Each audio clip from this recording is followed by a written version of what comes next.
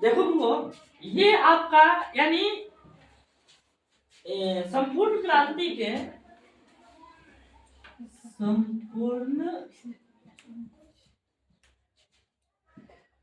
संपूर्ण क्रांति संपूर्ण क्रांति यानी जयप्रकाश नारायण, यानी संपूर्ण क्रांति के जो लेखक है कौन है? जयप्रकाश नारायण है।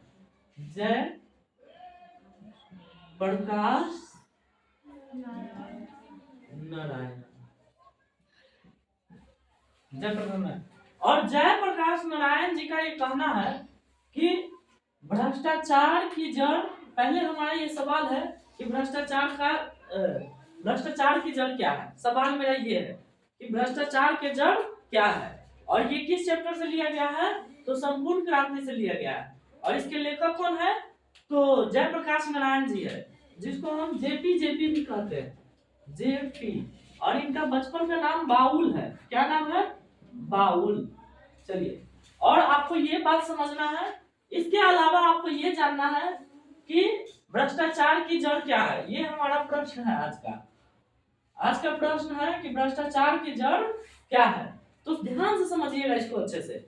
इसका सवाल क्या है कि भ्रष्टाचार की जड़ क्या है। तो सबसे पहले समझेंगे भ्रष्टाचार, और तब इसका हम जड़ निकालेंगे, कहां से इसका जड़ निकलेगा। देखिए, भ्रष्टाचार की जड़ है, सबसे पहली बात है सरकार की गलत नीति। किसका? तो सरकार की गलत नीति। अगर सरकार की नीति का मतलब होता है नियम। सरकार का अगर नीति जो है, नियम जो है सही होगा, तो कहीं से किसी प्रकार के जो है कि इसमें जो है कि भ्रष्टाचार नहीं होगा। भ्रष्टाचार, आज हमारा देश स्वतंत्र है, अब सब लोग जानता है, ठीक है, हम सब लोग जानते हैं कि हमारा देश क्या है? स्वतंत्र है, स्वतंत्र देश है। लेकिन हमारा देश स्वतंत्र तो है, यहाँ पर सब कुछ की स्वतंत्रता है, लेकिन सिर्फ नाम मात्र से, यानी सिर्फ नाम मात्र से है कि स्वतंत्रता, यानी कहने का मतलब मेरा देश स्वतंत्र है, लेकिन हम आज भी अपने देश को प्रतंत्र ही मानते हैं। यानी हमारा देश आज भी गुलाम है। बताते हैं कैसे। आज भी लोग क्या करता है? दूसरे देश के वस्तुओं का प्रयोग करता है। किसी दूसरे देश का क्या करता है? दूसरे देश के क्या करता है? वस्तु का प्रयोग करता है, यानी दूसरे देश का वस्तु का प्रयोग करता है। और हमारे देश में आप जिधर जाइए, जिधर देखिए, जिधर मतलब नजर दौड़ाइए, आपको विदेशी चीज देखने को मिल जाएगा। और विदेशी चीज देखने में लोग, आज के लोग, हमारे यहाँ भी लोग, बहुत सारे लोग जो है भारतीय लोग के बारे में बता रहे हैं कि लोग क्या करता है? गर्व महसूस करता है कि देख हम विदेशी अपना लिए हैं, लेकिन विदेशी हमको अपनाना नहीं है। चलिए अब हम पॉइंट पढ़ाते हैं। यानी भ्रष्टाचार की अगर जो जड़ है, यानी भ्रष्टाचार यदि हो रहा है, तो वो सबसे ज्यादा इसमें सरकार का जो है कि गलती ठहराया जाएगा। क्यों? क्योंकि सरकार की जो नीति होती है वह नीति गलत होता है, और सभी नीति गलत नहीं होता, कुछ नीति गलत होता है। अब हम आपको बताएंगे आगे कैसे। देखिए, देखने में हमारा स्वतंत्र देश है, लेकिन अपने देश में जितने भी पदाधिकारी है,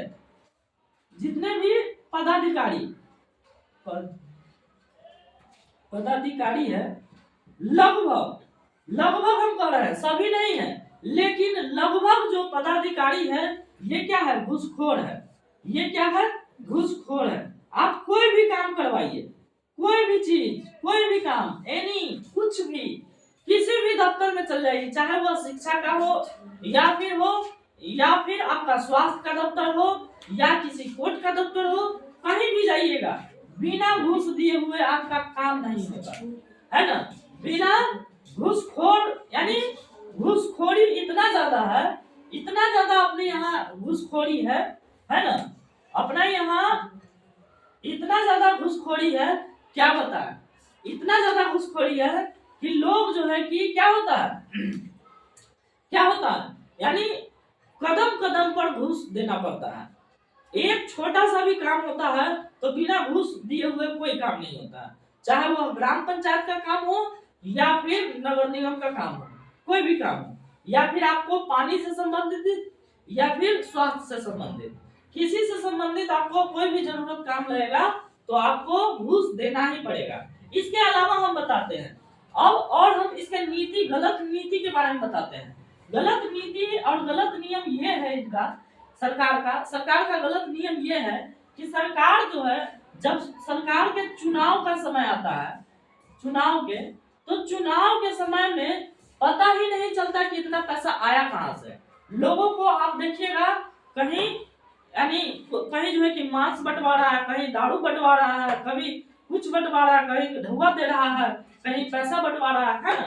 तो इसका मतलब क्या होता है, चुनाव के टाइम में काले धन को, यानी ब्लैक मनी को क्या करता है, ब्लैक मनी को, वही ब्लैक मनी को जो पिछले, जो घूस के माध्यम से वो रखा हुआ है, उसी ब्लैक मनी को पब्लिक में क्या करता है, बांट देता है। और पब्लिक भी इतना बेवकूफ है, यानी सरकार के इस छोटे से हथकंडे को नहीं समझ पाता है। और जनता तो है भोली भाली है, एकदम दूध मुही है ना, जो कि क्या होता है,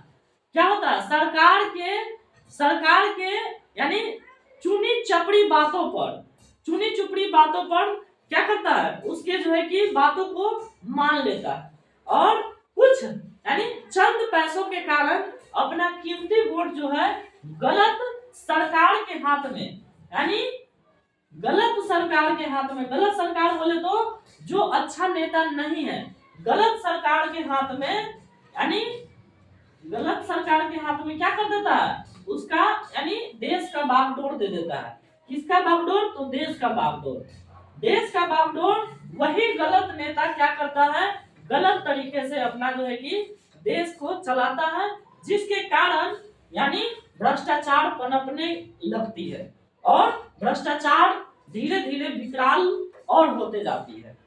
यानी आप सीधा लिखिएगा, यदि आपसे पूछे कि भ्रष्टाचार की जड़ क्या है, तो आप सीधा बोलिएगा कि भ्रष्टाचार की जो जड़ है वह सरकार की गलत नीति है, और सरकार अपने फायदे के लिए, अपने चुनाव में अधिक वोट पाने के लिए गलत तरीके से पैसे ऐंठते हैं, और फिर वही पैसे को पब्लिक में फिर वही पैसे को डिवाइड कर देते हैं, और फिर क्या करते हैं कि इसको बाद में दिखाते हैं। ठीक है,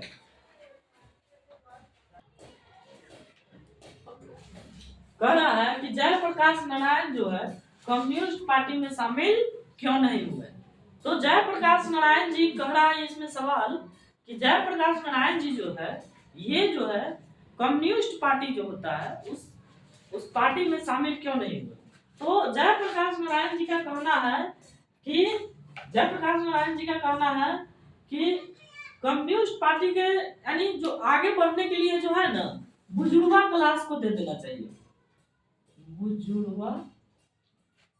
बुजुर्गा क्लास, ठीक है, बुजुर्गा क्लास को दे देना चाहिए, और बुजुर्गा वर्ग के मजदूरों को, ये एक तरह का मजदूर है ना, ये जिस तरह से आप पढ़े होइएगा 9th में पढ़ना है, बुजुर्गा मजदूर, बंधुआ मजदूर है ना। इसके अलावा मजदूर के बारे में इसी तरह का पढ़ना, बंधुआ मजदूर है ना, ये सब आपको पढ़ना है। तो बुजुर्गा मजदूर के हाथ में दे देना चाहिए। क्यों?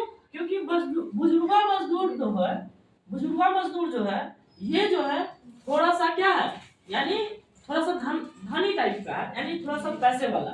ये कैसा है?